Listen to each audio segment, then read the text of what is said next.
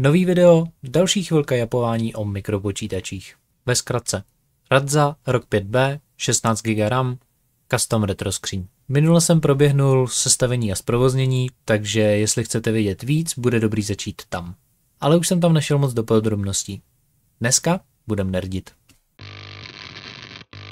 V základu je pod kapotou stále NixOS. Vydání Stable 2505, jádro 615.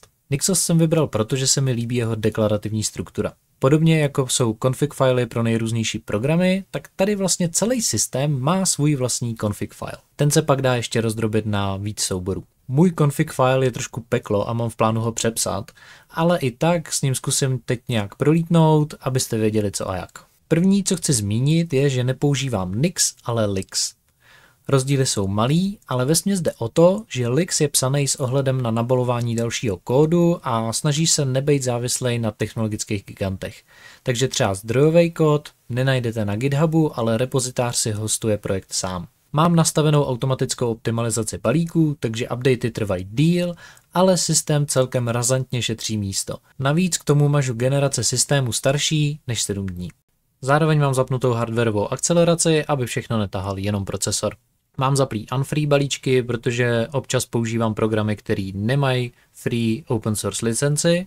Zároveň mám zapnutou virtualizaci a Waydroid a zároveň Flatpaky. Kvůli nějakým testům mám aktivní aktuálně i Distrobox, ale ten moc nevyužívám. A samozřejmě, abych si mohl pohodlně přenášet soubory a ovládat ten počítač nejenom když u něj sedím, mám zapnutý SSH. Snažil jsem se i přinutit Electron aplikace, jako je třeba Discord, aby fungovaly čistě pod Waylandem, ale aktuálně se stává to, že když se zapne nějaký video nebo se má zobrazit obrázek, tak mi prostě celý Discord spadne. Takže to mám aktuálně teďko vypnutý. Součástí config fileu je samozřejmě i nastavení uživatelů. Tady je vidět Janes jako normální user s extra skupinama Wheel a UUCP, abych mohl přistupovat k USBčkům. Mám nastavený shell jako ZSH a mám tady balíčky, které jsou specifický pro mě jako pro uživatele, a to je Agate, což je jednoduchý Gemini server, a Udisky, který mi pomáhá se správou zařízení připojených přes USBčko. Snažil jsem se nainstalovat i Steam, ale ten právě závisí na 32-bitových knihovnách, respektive 32-bitových grafických driverech, a ty nejsou zkompilovaný pro Arch 64. Jako audio server používám Pipewire. Navíc přidávám Udisks, který za mě spravuje připojitelný zařízení. Jako window manager aktuálně používám Hyprland. V budoucnosti bych chtěl zkusit Niri anebo River. Problém s Niri trošku je, že neumí nastavit custom rozlišení, který na svůj setup nutně potřebuju. Jako shell jsem si zvolil ZSH. To by taky zasloužilo separátní config. A tady je pak hlavní sekce balíků. Vzhledem k tomu, že používám počítač sám, většina software, co potřebuju, je nahromadě tady. Akorát se to snažím udržet abecedně seřazené pro případ, že bych se chtěl k něčemu vrátit. Tady je pěkně vidět, jak může vypadat rozdělený config soubor. Na místo balíku vim je tady odkaz na vim.nix. Ten, když otevřu, tak tady je vidět struktura toho konkrétního balíčku. Mám tu krásně nastavený vimrc, takže konfigurace vim je platná pro všechny uživatele, což jsem já a root. Pak tady mám napsanou custom službu pro GPIO, respektive pro displeje. Ve zkratce se po bootu, konkrétně pod network stacku, spustí binárka jako multi-user a ta běží, dokud se nevypne počítač. 7segmentový displej. Pochopitelně k jejich ovládání je potřeba použít nějaký rozhraní. Hardware mám, software podle všeho taky. Takže teď by mělo stačit jenom zjistit, jaký příkaz ovládá GPIO. Že jo? Že jo? Jak naivní jsem byl. Ano, libgpio-d by měl obsahovat GPIO Manager a GPIO CLI. Ne na NixOS.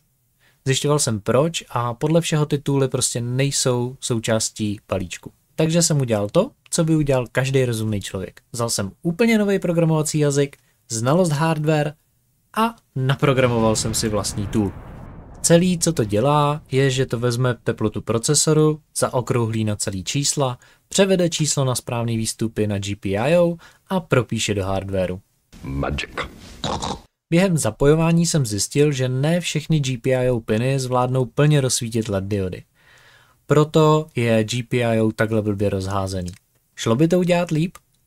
Jo.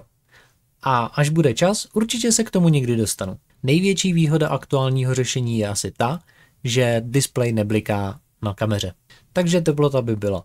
Od minulého videa jsem si vytisknul novou verzi panelu. Další k dodělání je bočnice. Tady jsem nic nevymýšlel, mám 2 mm plexisklo zasunutý zezadu do připravené drážky.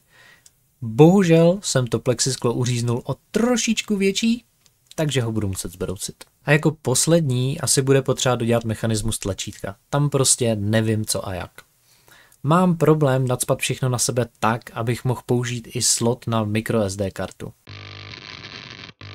Co bych to byl za youtubera, kdybych neudělal aspoň nějaký testy, že jo? Pod minulým videem jsem slíbil, že porovnám nějaký spotřeby, tak tady to máte.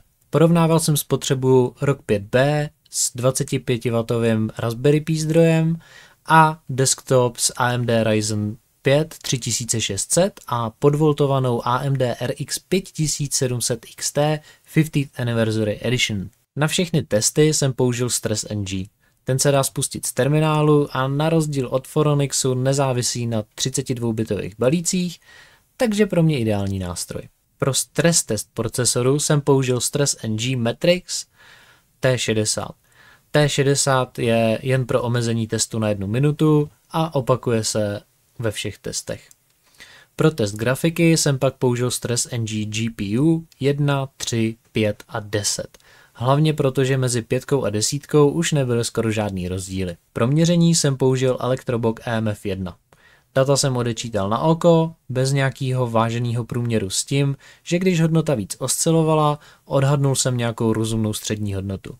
Stejně se nejedná o kalibrovaný nástroj, takže výsledky se i tak dají počítat spíš orientačně. Takže co jsem zjistil? Vypnutý počítače se plácají pod 1 W spotřeby. 0,2 W pro ROG čip, 0,6 W pro AMD. Bootovací proces si vezme 8 W u ROG čipu a 60 W u AMD. A tady už je to komplikovanější. Abych kompletně nemusel překopat ten kabelový chaos, co mám vzadu, a testoval jsem přes SSH, to jsou ty červený data, a pak přes Moonlight, to jsou ty fialový data. Po přihlášení se spotřeba na prázdno ustálila na 7,4 W u ROG čipu a u AMD 54 W s přihlášením přes SSH a 80 W s Moonlightem.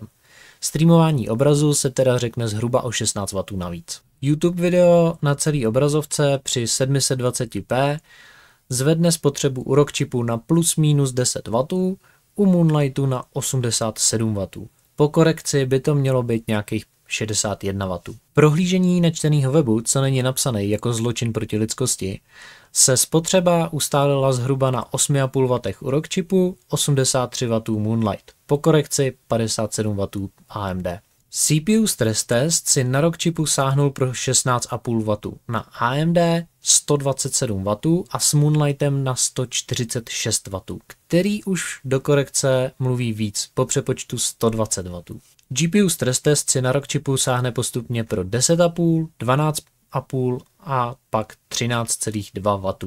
AMD si pak díky podvoltování pápne od 80 do 183,5 W, s Moonlightem od 101,5 do 188 W.